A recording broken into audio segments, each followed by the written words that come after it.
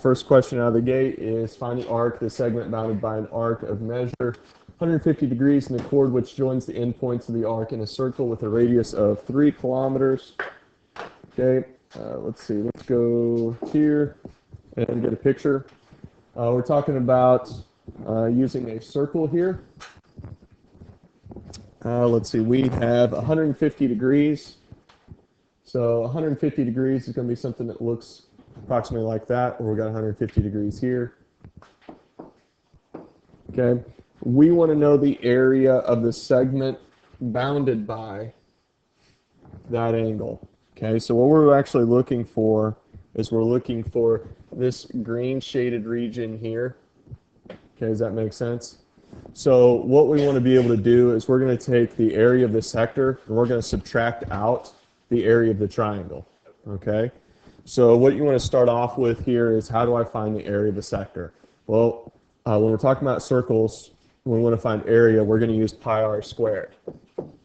Okay, so we're going to use pi r squared times my measure over 360, and then we're going to subtract the area of the triangle, which is base times height divided by 2. So if you want to know how to find, and the area of a segment bounded, that's really the whole formula there.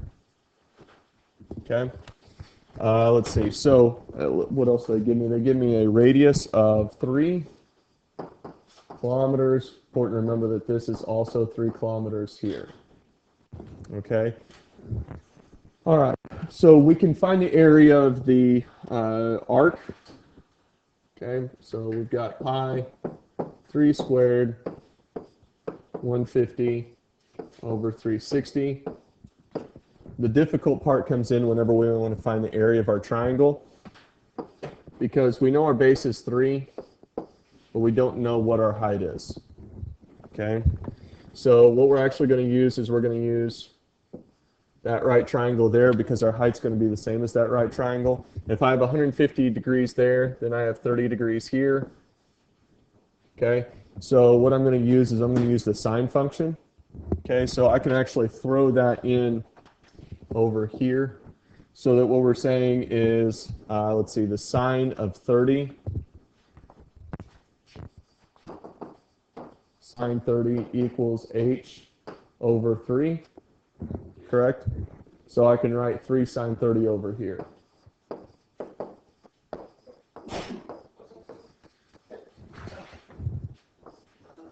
You all right? Okay. All right, so going from there, let's work from the left to the right. We've got, let's see, well, let's do 9 times 150 divided by 360. That's giving me 3.75. Let's do times pi. I should get something like 11.78 here. Okay.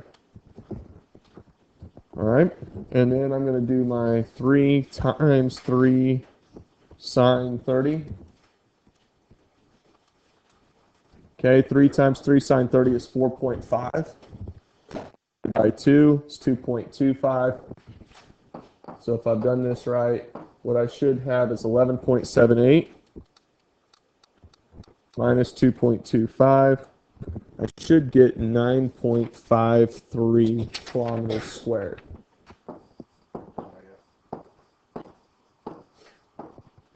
Okay, does that make sense? All right, so that should be everything that you need on number 1.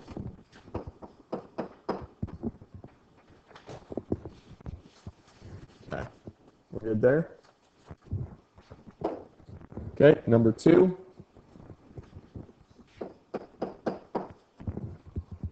The hoop had, okay, so we're talking about angular velocity, linear velocity. Okay, it's usually set up as linear velocity equals angular velocity times radius. Okay. Hoop had an angular velocity of 300 radians per minute. How fast was the hoop rolling along in kilometers per hour if the diameter of the hoop was 50 centimeters? Okay. So we're getting this. Let's see. We're having 300 radians per minute for 1 minute. Okay. Let's see. Let's see. Diameter of the hoop was 50 centimeters. So let's go ahead and convert that to what? Radius, which is 25 centimeters. Okay. Let's see, how fast is the hoop rolling along in kilometers per hour? Okay. Let's see. We already have minutes, so let's get minutes to hours. Okay. Let's see, 60 minutes, 1 hour. Got it? Okay. And now we just need centimeters. We need centimeters to meters, all right, which is going to be 100. And then we want to finish it off with meters to kilometers, which is 1,000.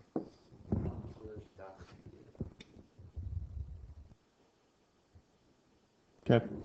All right. So what we need to do across the top is 300 times 25 times 60. Across the bottom, 100 times 1,000. We should get something like 900,000 divided by 100,000. You should wind up with 9 kilometers per hour. Isn't that like really slow? Yeah, that would be really, really, really, really slow. It'd be like, I don't know. Maybe like a little kid pulling a wagon. Something like that. I got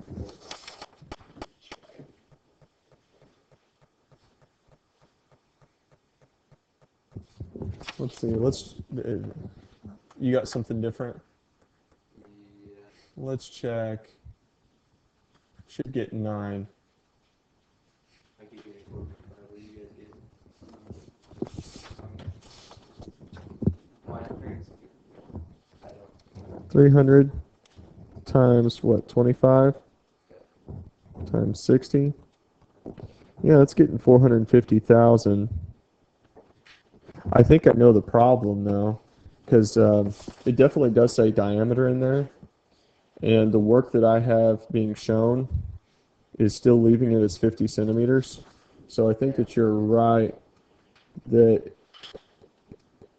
Because I got 900,000. it should be 4.5. Should be 4.5.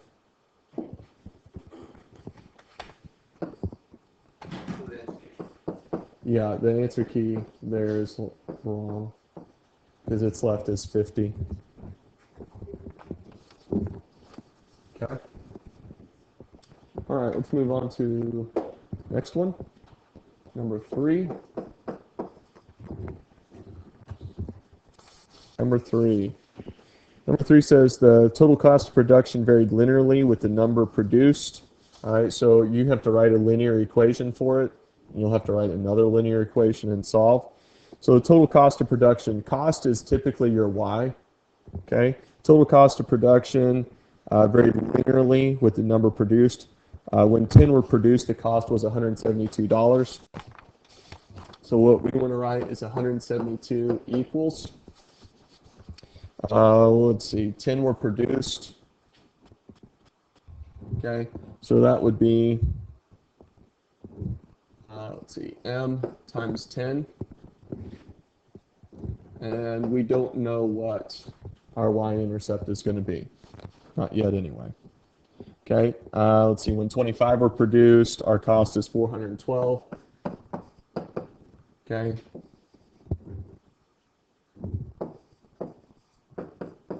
And there's a really long process for going through this, but we're not going to do the really long process. We're going to do the process that makes the most sense, which is to take these two equations and subtract them so that we cancel out our b's and end up solving for m. So we'll wind up with negative numbers, but they end up going to be dividing by each other, so we should wind up with a positive. So 172 minus 412 comes out to negative what? 240. I'm sorry, I'm tired. Okay, and what's 10 minus 25? That would be what, negative 15? negative 15m. Okay, we'll rewrite it that way. What's negative 240 divided by negative 15? 16. So m equals 16. Then all we have to do is plug that back into one of those equations to find b, and we do need to do that. So 172 equals 16 times 10 plus b. Okay, well, we've got 172 equals what, 160 plus b. Subtract 160 from 172, should be left with what, 12? Equals 12. So what we can say here is that my equation is y equals, let's see, 16x plus 12. Okay. So y equals 16x plus 12. They're going to write it as y equals 16m. Oh, I don't know. I'd leave it like this. But the last thing we have to do, this is a two-part question, so we have to have this. But if you look, and you need to be careful with this, is it wants to know what the cost is going to be for 20 are produced. So what I need to do is I need to plug in 20 with 16 and then add 12 to that. So yeah, I should get 300. Sorry, I can't search the web on Apple Watch. I didn't ask you to. $332. Apple Watch search. Yeah. Okay. Do we get this? We understand. I marked a couple of questions that I thought, hey, these are questions I would do if I was doing this test. I tried to find like the easier questions, and I did mark number 3 as one of them on the list because I really don't think that this is that bad. Okay. Okay. The next one I had on there was actually number 4. Number 4 reads the mean of distribution that is approximately normal is 92. Standard deviation is 2. Use the standard deviation to tell how the data is distributed with respect to the mean. All right, so if you're drawing this out, your first number in there is your mean of distribution, which is 92. Okay. Then because our standard deviation is 2, we're going to get 94, 96, 98. Over here, we're going to get 90, 88, 86. Okay, where this is 68. This is what, 95. Yeah, and we're going through this in Algebra 2, and in Algebra 2, they actually make it a lot more specific. They say like 99.7. We're just going to make it 99. If you drew me this with those numbers in the correct places, I'd probably go ahead and give it to you. But to show you kind of how they're looking for it, is 68% is from, let's see, 90 to 94. Okay, 95% from 88 to 96. 99% from 86 to 98. So I would prefer, this is going to be quicker for me to read and see where your numbers are at and if they match up. Okay, I don't know that that's really too much. Did I mess something up? No. So is 100% of data between 84 and 100? Because it's basically 99.7, you're talking like that there's a 3%, or there's really 0.15% above 98 and 0.15% right below 86. So it's not even really worth talking about. Right? You understand? Or some, I may not even have those numbers right, but all right, number 5.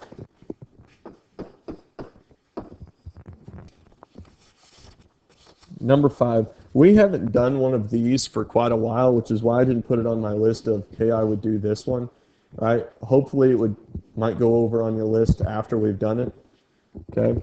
We've got cx plus dy equals f. We've got wx plus zy equals t. And what we're trying to solve for is x. Okay. Now, these are essentially, it's 2 linear equations. So if we're trying to solve for x, that means what we really need to do here is we need to cancel out our y's. Okay? And so what I've done here is we multiplied this by z and multiplied this by negative d. Okay? Because what that's going to do is it's going to allow me to cancel out this set of terms over here in the middle. So as I rewrite this, I get cz, or zcx plus z dy equals zf. Down here, I get negative dwx minus z dy equals negative dt. Okay? What we should be able to see out of that is if I add those things up together, that these terms here are all going to cancel out. Does that make sense? Yeah, but when x cancel out then? If it's negative. You're looking out over here? Yeah. No, because that's all combined together. You can't just cancel out the x's. Oh, okay. All right, they're connected. So what we end up doing to rewrite this down here is that this is actually zcx minus dwx equals zf minus dt. Okay? At this point, it should look similar to what we've done before, which is I can factor out the x from the left-hand side. So that I end up writing x times zc minus dw equals zf minus dt. Okay? Now, if I want to solve for x, what do I end up doing as my last step? Dividing by dc minus dw on both sides.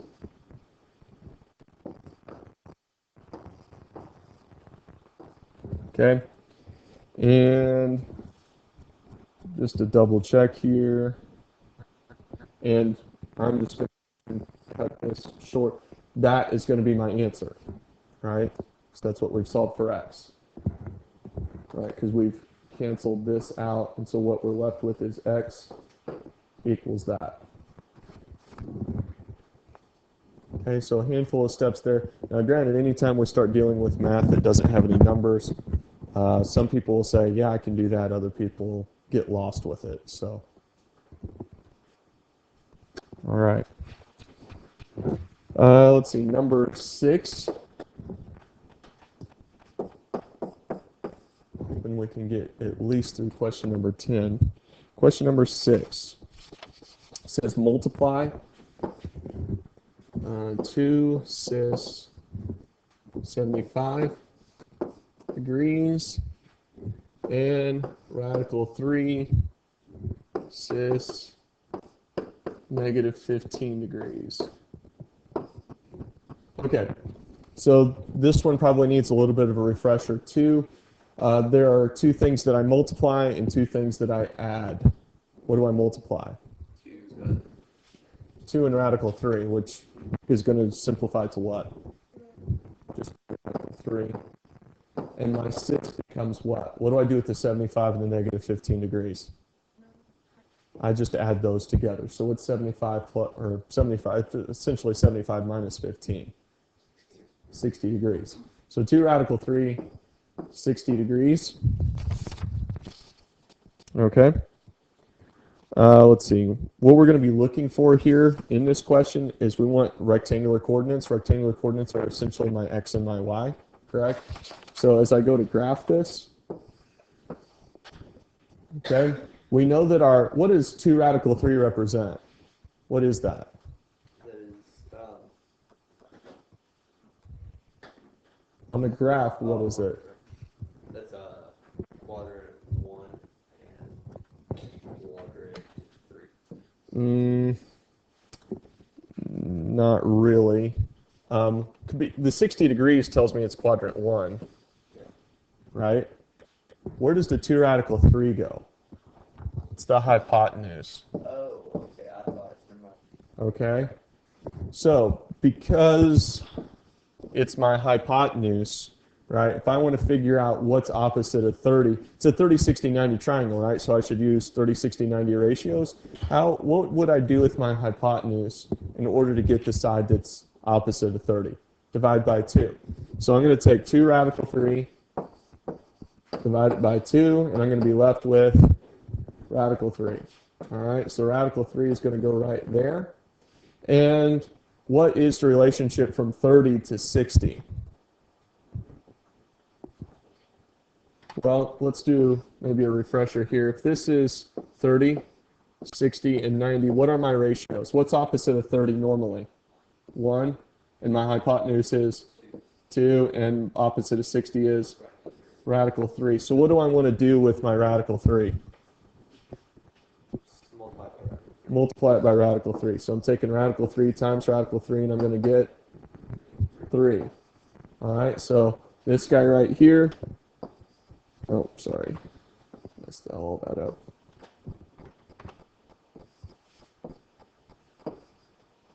All right, is 3. So as rectangular coordinates go, I want to list my x-coordinate first, right? And my x-coordinate here is what? Radical 3. And then plus or minus my y, and what is my y? 3. So I'm going to go radical 3 plus 3i, right? My y always gets the I. Okay, radical 3 plus 3i. This is my answer. I really don't feel like this is one of the harder questions. I feel like we should be able to do this. But it does require probably a second level depth of knowledge on this. Okay? All right. We ready to move on from there? Cool. 7.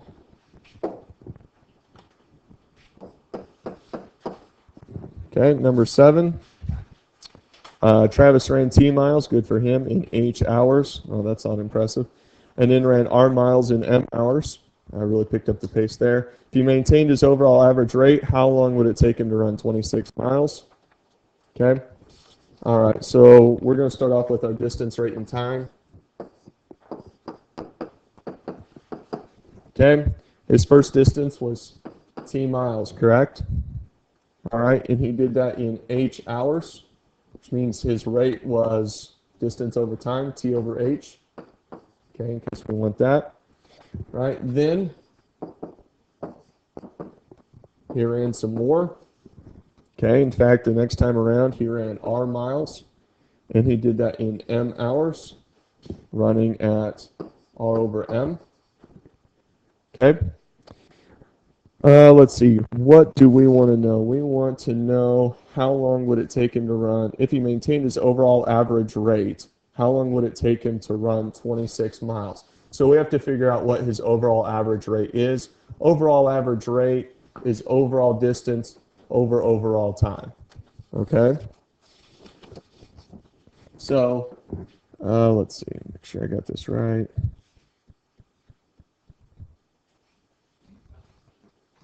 Okay?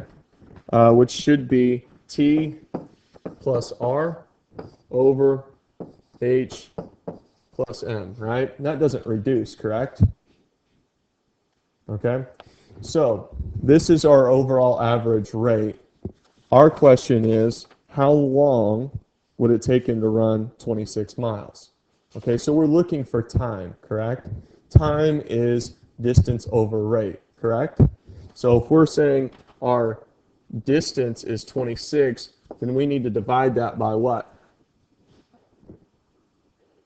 We need to divide that by our rate. Is that what you said?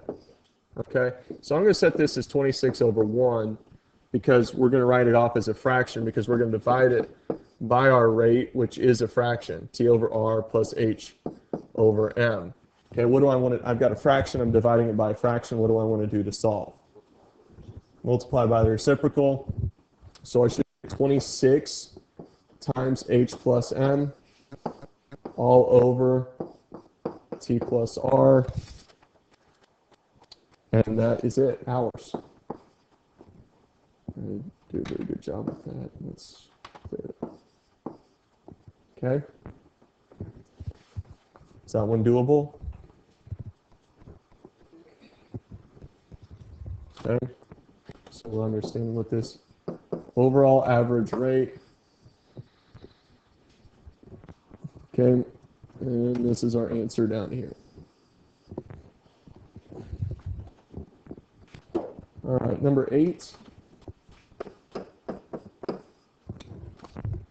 Number 8, I had on my list of if I had to pick one to do, I would probably do this one. Okay. The equation x squared plus y squared plus 2x minus 4y minus 4 equals 0 is the equation of a circle. Complete the square to change this equation to standard form. Find the radius, coordinates of the center of the circle, and then graph the circle. There's a lot involved there, but it's really not terribly difficult. Okay. Let's start off by writing the equation it gave you. X squared plus y squared plus 2x minus 4y minus 4. First thing you want to do is you want to get your x's together. Squared plus 2x plus y squared minus 4y. And you want to move your 4 over to the other side. Okay, move your constant over. Okay, the next thing we want to do is we want to complete the square for each section that you see here. Okay, and then we're going to add those completed square numbers also to the right-hand side.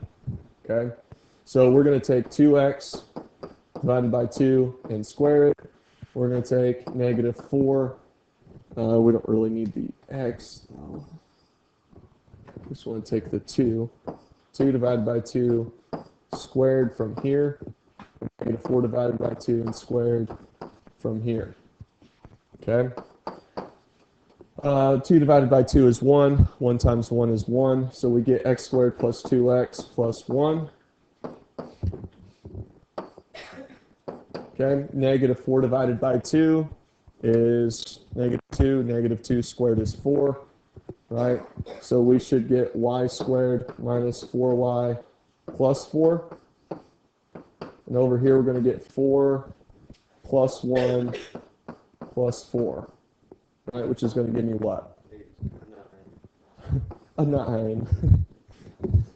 All right, let's break this down into our simplified factored form, which should be x plus 1 squared. All right, does that make sense? Okay, over here we get plus, we should get y minus 2 squared equals 9. Right, so we should know at this point, does this look like the equation of a circle in standard form? Okay. The center of my circle is what? What are the coordinates? Negative 1, 2. My radius is what?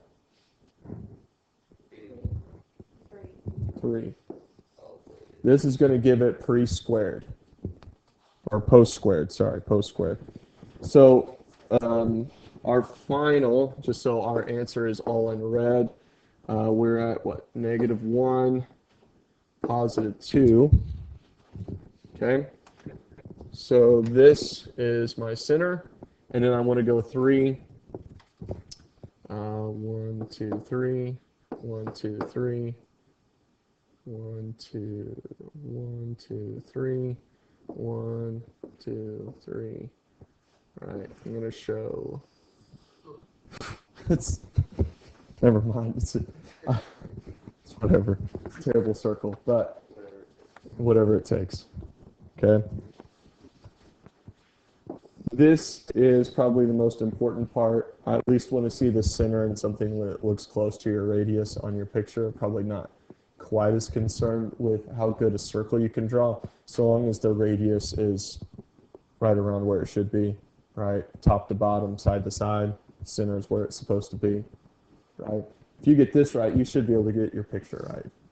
Okay? All right. Number 9.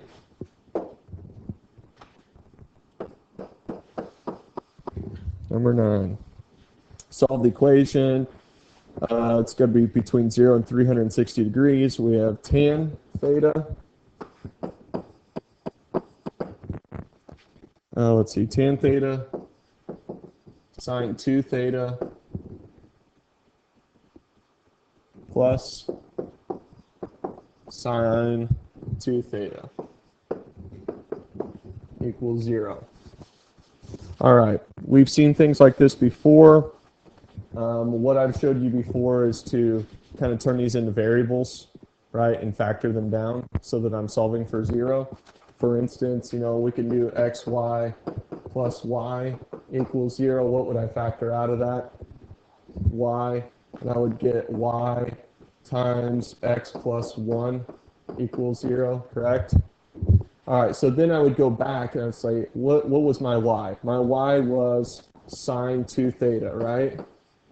So we said y sine 2 theta equals 0, and I could solve that first, correct? So where does sine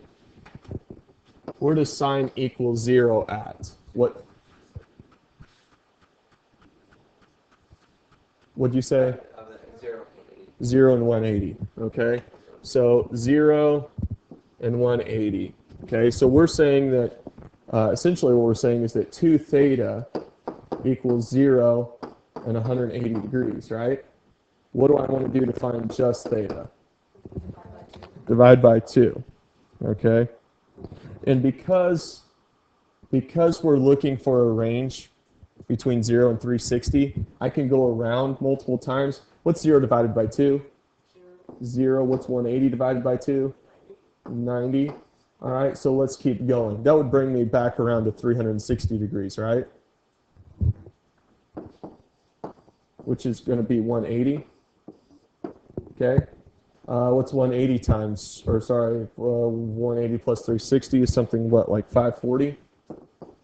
What's 540 divided by 2? 270? 270. You could go around and check again, and that would be, 360 plus 360, which is 720. 720 divided by 2 is going to be 360, right? Which, if you look, it has to be less than 360. 360 is not less than 360, so I won't include it. So this is my first set of answers. Okay, does that make sense? Okay. Now, the next thing I want to do is I'm going to take x. X was tan theta, right?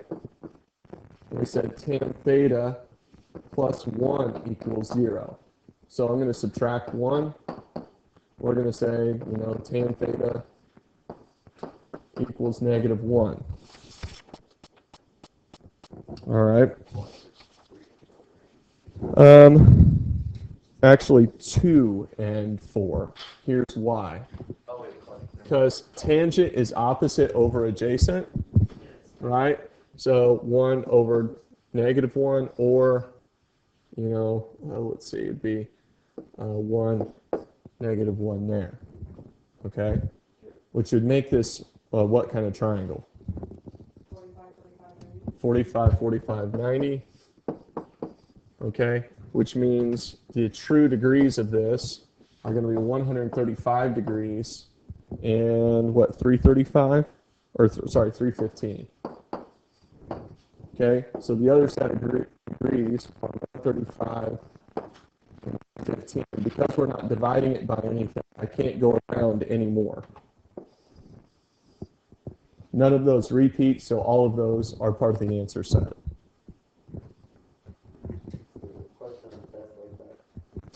Let's see, I printed out the test this morning. It won't, it'll be like it. Same concept, not necessarily the same trig functions. Well, yeah, that's fine. Okay. Right. It will look, I can't give you too much.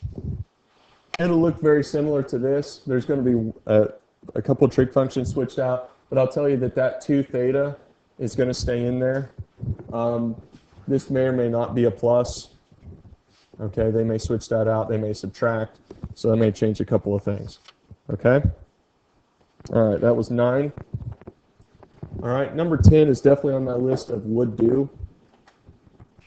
All right, if you're looking at question number 10, what is it? It says make a stem and leaf plot. Is this a question I even really need to go over? No, we don't need to. You should have, I've got 6, 5, 4, 3. The leaves on 6 are 3 and 8. The leaves on 5 are 3, 6, 6, and 7. On 4, it's 3, 7, 8, and 9. On 3, it's 2 and 4. So make sure you put your leaves in order from least to greatest. Okay. If there are multiple of the same, like there was on 5, 5 had 2 56s, make sure you include both of them. Does that make sense? Okay, so I won't even necessarily write down or take the time to do number 10. Let's see, 11. 11 I put on my would-do list. 11 is a graphing calculator question. You know, you're taking that information, you're making a box. It's basically a box and whisker plot. The numbers that you should have gotten, again, I'm not going to plug all this in my calculator for you. Where do we go to put these numbers in? Should be what? Stat list. Okay, one variable statistics go all the way down to the bottom. All right, you should have wound up with a mean of 555.75, standard deviation of 89.1. Okay, should have gotten 408 for your minimum. Your Q1 should have been 479.5. Your median should have been 568. Your Q3 should have been 625. And your max should have been 695. This is what your answer should look like on the test tomorrow. Okay? Can we do that? All right, we got through the first 11. I'll probably stop there. I'll finish out the review video with the other class and get this video sent out to you. The test will be tomorrow, so make sure that you check in for part 2.